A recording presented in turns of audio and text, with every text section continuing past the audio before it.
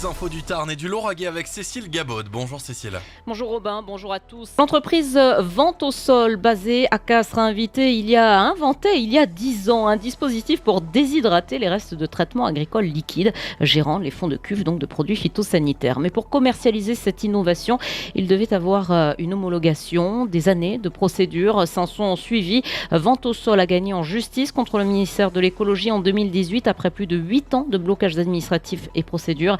L'État a fait appel de ce jugement et la procédure est toujours en cours. Cette situation freine le développement de la société castraise. Mais Nicolas Vento, le gérant de Vente au Sol, ne veut rien lâcher. Écoutez. C'est beaucoup plus facile de mon point de vue de se dire ok, on a fait une erreur, comment on la règle, plutôt que de se dire on a fait une erreur, alors on va se taire et on va la laisser couler. Parce qu'à ce moment-là, l'erreur se transforme en faute. Si on veut faire constater la faute de l'État, c'est un combat qui est long.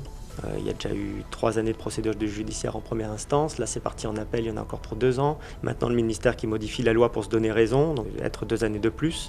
C'est du gâchis. Là, j'ai du boulot pour 5 personnes sans problème et je dois encore travailler à mon domicile.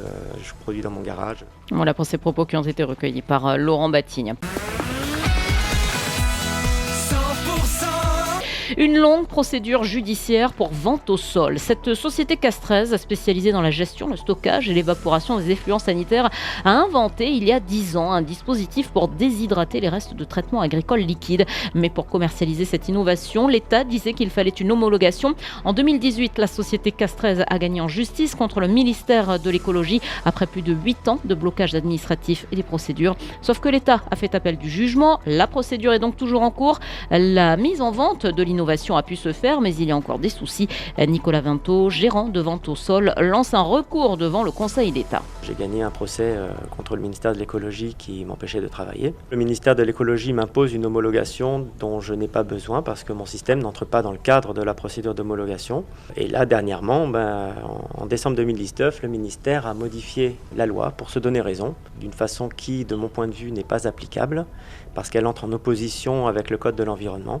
Et donc, j'ai décidé de saisir le Conseil d'État pour faire annuler ce texte. Notez que 200 agriculteurs utilisent l'éco-bang, l'innovation de Vente au Sol, sans aucun problème.